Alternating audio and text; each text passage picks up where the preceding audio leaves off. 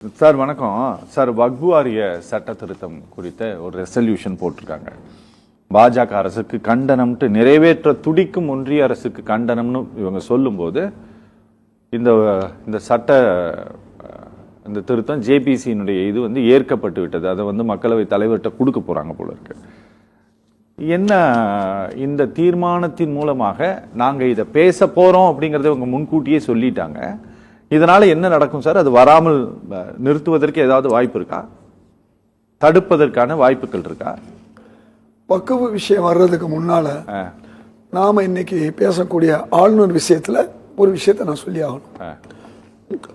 மகாத்மா காந்தி அந்த சிலைக்கு மாலை போடுற விஷயத்துல ஏதோ ஒரு மூளைக்குள்ள வச்சு செய்யறாங்கன்னு ஆளுநர் சொல்றார். இதே ஆளுநர் எப்படி ஆட்சிக்கு வந்தபோது சட்டமன்றத்திலே கொடுத்த உரையை படித்து விட்டு போனவர் முதல் வருஷம் வந்த உடனே.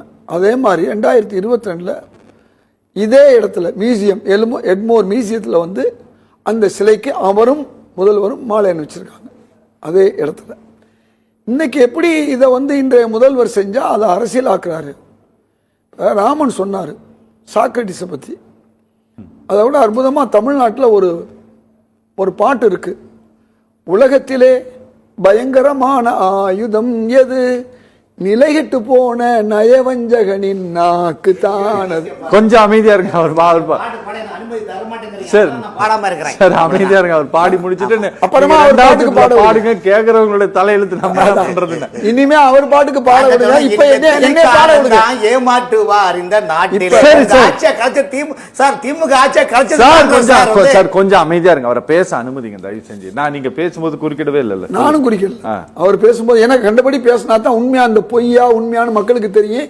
ராமன் நல்லாவே பேசட்டும். உண்மை கசக்கும்.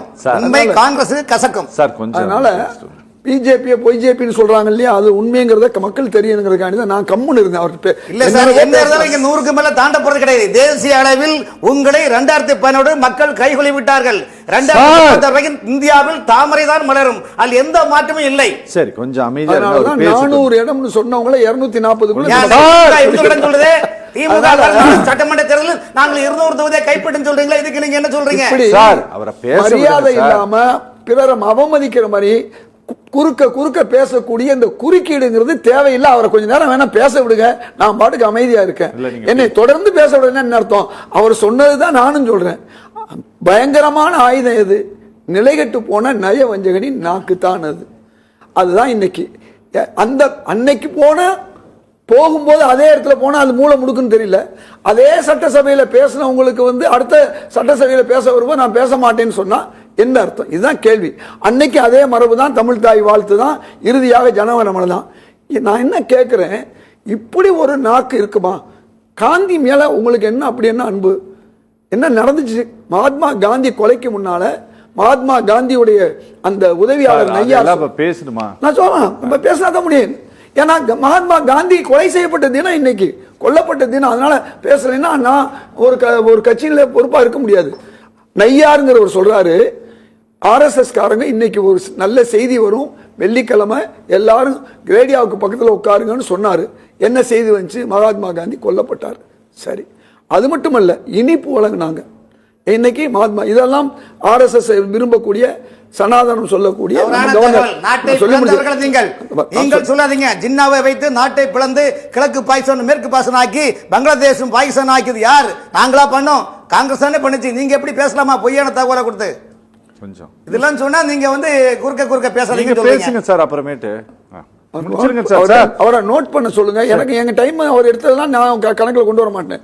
அதனால அவர் கணக்குல நீங்க அடுத்த தடவை பேச விடாம பண்ணீங்கன்னா ஒரு நியாயம் இருக்கும். இடையில அவர் பேசினாருன்னா அடுத்த தடவை பேச விடக்கூடாது. நீங்க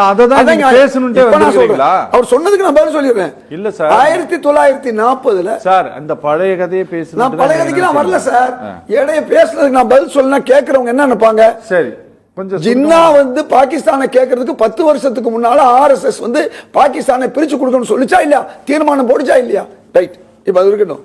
இப்ப இப்படி ஒரு மோசமான ஒரு கவர்னர் வருவார்னு அரசியலமைப்பு சட்டத்துக்கு தெரியல, இருந்தாலும் ஒன்னு எழுதிட்டாங்க. இந்தியாவிலே தேசபக்தி நிறைந்த தமிழகத்தினுடைய நிலைமைகளை அறிந்தவரான மோசமான அவர் பேசிட்டு சார். அதாவது அரசியல் அமைப்பு சட்டம் எடுக்கும்போது என்ன தெரியுமா எழுதுனாங்க, ஆளுநர் பதவி நீக்கப்படும் வரைன்னு ஆரம்பிச்சாங்க. அது தெரியுமா உங்களுக்கு? நீக்கப்படும் வரை இப்படி இப்படி நடந்துக்கணும்னு சொன்னாங்க. இன்னைக்கு ஒரு வார்டு கவுன்சில் இருந்து குடியரசுத் தலைவர் வரை நீங்க சொன்ன மாதிரி தேர்ந்தெடுக்கப்படுறாங்க. இவர் தேர்ந்தெடுக்கப்படாத ஒருத்தருக்கு என்ன அதிகாரமோ அந்த அதிகாரத்தை தாண்டி இவர் என்ன செய்யணும், தமிழ்நாட்டு மக்களுக்கு நிதி கொடுக்கணும்னு கேட்கக்கூடிய இடத்துல இருக்கவர் அதை பத்தி பேசல. தமிழ்நாட்டு மக்கள் நீட்ட விரும்புறாங்க, என் மக்கள் என்னுடைய அரசுன்னு சொல்ல வேண்டிய ஒரு ஆளுநர் அதை சொல்ல மறுக்கிறாரு. அப்ப தமிழ்நாட்டு மக்களுக்கு இந்த திட்டங்கள் டங்ஷன் திட்டத்தை பத்தி வாயை திறக்கல. அவரு ஒட்டுமொத்த மக்கள் எதிராக இருக்காங்க, வேற வழி இல்லாம ஒன்றிய அரசே அதை நீக்கிருச்சு. நான் என்ன கேட்கிறேன், இப்படி இருக்கக்கூடிய ஒரு சூழல்ல ஒரு ஆளுநர் இன்றைக்கு இவ்வளவு தேவையில்லாமல் மோசமாக பேசுறார். திமுக கொஞ்சம் சந்தோஷப்படுது, இந்த ஆளுநர் இருக்கிற வரையும் நமக்கு ஓட்டுகள் அதிகமாக வரும், மக்கள் இவரை பார்த்துட்டு பிஜேபி பேசக்கூடியவரா இருக்கிறாரு. ஒரு ஆளுநர் மத ரீதியா இருக்கக்கூடாது, ஒரு மதத்தை நான் சனாதனன் பேசுறாரு, சாதி ரீதியா இருக்கக்கூடாது. ஒரு வகுப்பாரை மட்டும் கொண்டு போய் அங்கே ஆளுநர் மாளிகையை கொண்டு போய் வச்சுக்கிட்டு ஆலோசனையை கேட்டு தமிழ்நாட்டை வழி நடத்துறாரு. இதெல்லாம் மிகப்பெரிய மோசமான ஒரு சூழல். இவர் மாற்றப்பட வேண்டியவர். ஆனால் திமுகவுடைய தலைவர் முதல்வர் என்ன சொல்றாரு, இவர் இருந்தா எங்களுக்கு வாக்கள் அதிகமா வரும் அப்படின்னு முதல்வர் சொல்றாரு. சரி, அதை ஏத்துக்குவோம். இப்ப நீங்க சொன்னது வக்ஃப் வாரியம், நீங்க தமிழ்நாட்டில் இன்றைக்கு பிஹெச்எல் வக்ஃப் வாரியத்தில் இருக்கு.